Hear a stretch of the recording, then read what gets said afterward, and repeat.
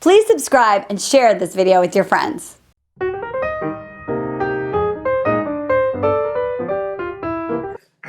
Hi, my name is Christian Anderson. Right next to me is Miss Marni Batista, and believe it or not, we're at number 14 for our Dating in the Dignity Den episodes. And today we have a very special event because Marni's going to be leading us through the four, what do you call them?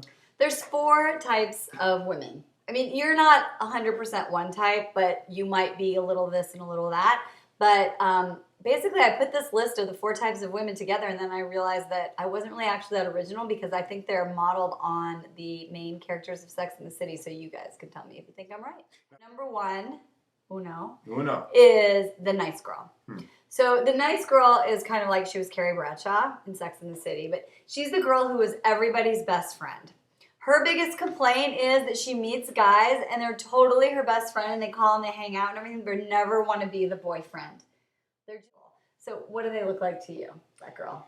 Well, it's a tough one because it's a great characteristic to have, ladies. I'm telling you, to be sort of like the best friend girl. But I mean, once you get into it too deep, then you become, maybe you got to put a time limit on it because after a certain point, you just become the best friend and you don't want to mess up that relationship. And you kind of just want to hang out and watch football and talk about things together and you could do anything with this gal. So, okay. So number 2 is the party girl.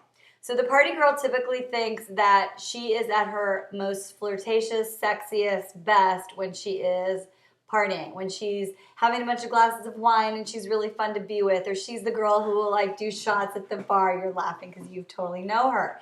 And when she puts her energy out there as party girl, what does a guy think? You got to tap out. All you're thinking is maybe just a good night and one night and that's it. If a party girl can... Yeah, it's run for the border time. It's like go grab a border at Taco Bell because it ain't gonna work. You know what I mean? Because if she's partying, she's drunk, she's fun, she's silly. You're at the wedding reception with her, and she's already had 3 vodka tonics, and she's wild. You don't really take her seriously unless you were 17, and that was cool then. Right, yeah. Right. So she's super fun to have. Super fun. Great. Awesome, she's not exciting. necessarily like an alcoholic. No. She can be, you don't have to be 25 and be this girl either. You're like at the really ritzy hotel and you're just having martinis. It's hard to take her seriously. So the third girl or woman is the scared girl.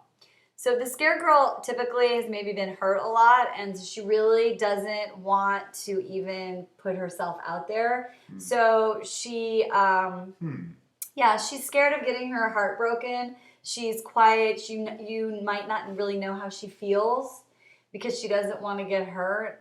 She doesn't really want to say how she feels. She's kind of timid. Yeah. What does she look like when you're dating her? Have you dated her before? She's inaudible. She's inaudible.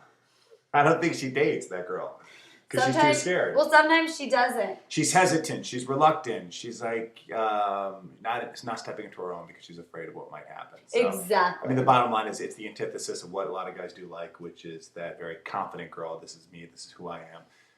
Confidence is always the number one. Right. So if you're really the scared girl, then you're putting that energy out and you're just kind of disappearing, even in the crowd of the nice girl and the party girl.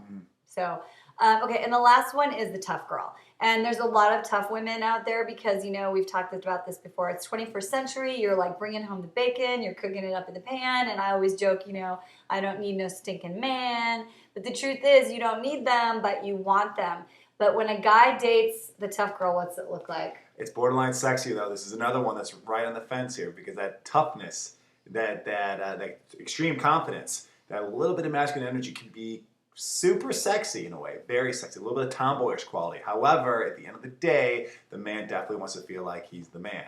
Not mean like he's going to knock you over the head and drag you in and say, me, Christian, Marni. Right. But she puts out, I don't need you. I can do this all on my own. I don't need you to pay for parking. I don't need you to pick me up. I don't need you to do this. I can do it all on my own because I've been doing it all on my own this whole time. I've been dealing with like scrubs this whole time. I am who I am. And when you hear that, what are you going to do as a guy? You're like, okay, well, you don't need me. You clearly do not need me in your life because part of me is not just to be your partner, but I also want to be the guy in your life. I want to be able to provide for you in some way so you can look at me as your knight in shining armor. Even if it's just a little bit. And I know you're kicking ass at work. I know you're taking care of your life. You're making good money. You make twice as much as me. But at the end of the day, it's not about me conquering you. It's about me just being able to provide for you. That gives me a lot of identity. So, I mean, I had it. So if you're the tough girl, you're pushing men away Yeah. by your independence because men do want to feel like they are needed. So that's kind of a synopsis of the 4 types of girls.